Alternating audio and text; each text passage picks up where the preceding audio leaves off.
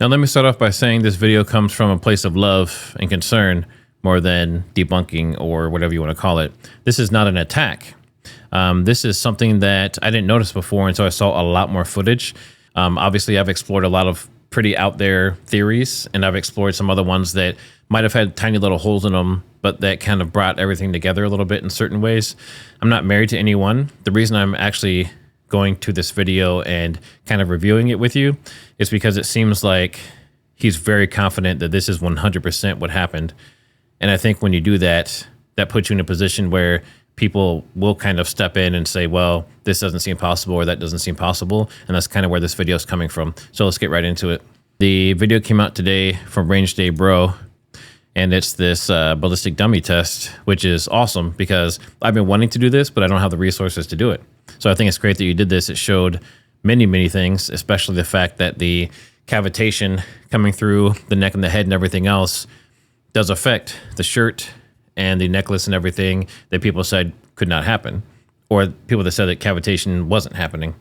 So that kind of proved that point. And I think that your theory of it coming from the rear right is interesting. There's just one thing I see that maybe makes it so it couldn't be possible. So let's dig into that a little bit.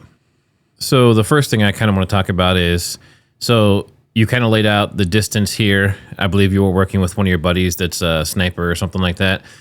But looking at that distance and the angle, this is a huge drop in elevation. So at that position and that drop in elevation, I'm going to show you some images here in a second of where the tent was sitting. But to me, it's basically impossible that anyone could shoot from there. And first of all, even see Charlie Kirk, because they would be seeing the top of the tent. And I'll show you some other aerial views and angles here in a minute. And another thing I want to point out here really quick is all of these measurements and the height and distance and everything. Originally, they were saying it was like this plant or something over here. I don't know if he's corrected himself since then, but this is where he said the shooter was before. Now he's measuring from over here. So that changes the angle. And then down here, there's just a dot. So this doesn't take into account the height of the tent or anything else. This is just strictly saying if Charlie was standing there with no tent above his head, then this shot would come in at this angle and this distance and all of that kind of stuff. So obviously it's lacking a lot of specific details. But like I was saying here, his latest video shows greatly that there's some major cavitation, and you can see how this, granted it's ballistic gel, this doesn't take into account connective tissues and that kind of stuff. It's kind of close, but not exact to how human tissue would react. But the cavitation on the back of the neck, which could push out the shirt, right? He shows that. And then you see how much the mass of the neck changes when the bullet is going through. In this case, it's going from the back of the head out through kind of the side on the other side of the neck. But it goes to show that that probably did happen, regardless of what angle or direction any bullet came from. There was probably some form of cavitation, assuming it was fast enough velocity. So that's good. And then also in his case, with just a 5.56, it's going all the way through, kind of destroying the vertebrae and then hitting the ground on the outside of it. So just a 5.56 went right through. That's why a lot of people say a 30-06 would probably just fly right through, and it probably would have exploded his head or something. But I've covered a video on that to where it is possible for these higher velocity type rounds to actually impact flesh of an animal or human and not exit the body. Now, this is one of the main things I want you to look at. Look at this angle. So you can see that he's up and he's slightly behind. And I believe he said it was 17 to 20 degrees. I think 20 is what he estimated, and 17 or somewhere in there is about where he took the shot from. Now here, you can clearly see, if this was Charlie, you can see all of him. But when I show you pictures of the tent and where Charlie was sitting, it's not going to make sense that this is even possible unless this person could see through the tent and see exactly where Charlie was sitting. So in his viral video, they kind of point out the spot where they think this flash or something happened. And even in this video, you can see that even from the angle this person's sitting at, that tent is pretty low. You have to remember, they're down in like a little valley area. So every step goes down, and then the tent goes down another level, and this person's shooting from up above. So even where this person's sitting just a few steps above, you can tell they're higher than the tent. you can't see the Charlie. You can't see, you might see his, maybe half of his body or his feet or something, but you're not going to see him. And then this was kind of the alleged angle that they were shooting from.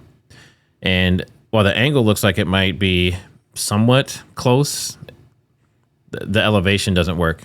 And we'll look at that here in a minute. So what I want to show you here, and this is really important, is if you look at this angle that this is coming at, this is not the same as the other angle that you were seeing from the building.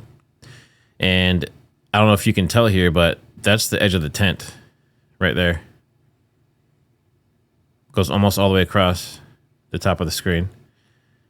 So you're telling me you can see where this red line is, and based on everything they said, it was actually more back here, right? If you can see my mouse, that's kind of more the line that he shot in his latest video. So that doesn't even align with his original video. So that's two different things I'm seeing there. And then there's no way it would come in this angle and then exit through here, because it would have hit his shoulder and his collarbone and everything. But the other thing is that you can clearly see, since this is the tent right here, at least that's what it appears to be, is it's going through the tent.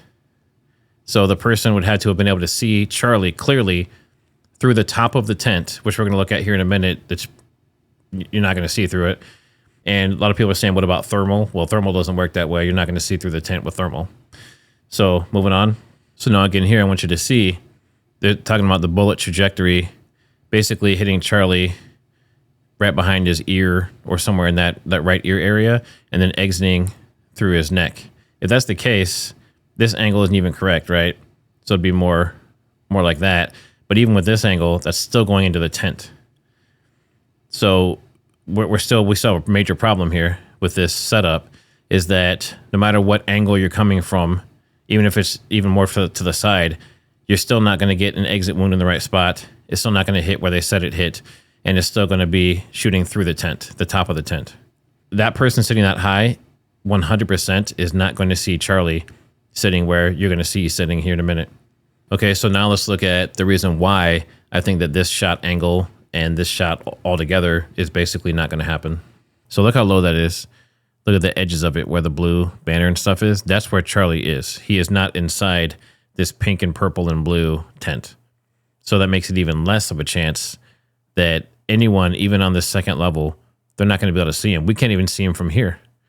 Whatever elevation they're at for this shot, we cannot see him. The shooter cannot see him. All right, so this image here, the first one, you can kind of get an idea of how tall this tent is overall. So, 10 to 12 feet, something like that. 12 feet's pretty standard. And then you have these platforms down here on the ground that elevates them.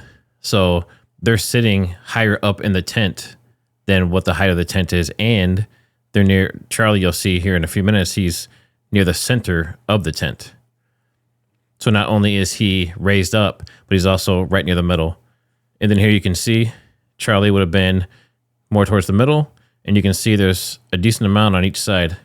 Now this is obviously a front aerial shot, but you can see how quickly it's starting to cut off the view. So if Charlie was sitting in there on his little platform, you probably wouldn't even be able to see all of him in this case either. And here's another angle. You can see the edge of the tent on the opposite side, and then the alleged building back here that they supposedly shot from. It's pretty clear that from inside the tent, you cannot see up into that building because it's already blocked off here at this angle. You'd have to be standing on the very edge of the opposite side to see it. Just a basic eye level standing here, he's raised up, he's in the center area of the tent, and you can already see the other edge. So now imagine being high and far away on a building, shooting down at him. And then here's another example. Obviously, this is the same tent, and he's still sitting up, elevated. It was a different day. He's wearing different clothes, but you can see how much space there is on each side of him. And you can also see the line of view of the sun and how the sun at this angle doesn't even touch him. So now we zoom in on this. Now, assuming these students are about the same height or same level as these students over here, there's no way. The audience is completely packed all the way around, right? So on this side, just the audience alone, you can't even see into the tent area.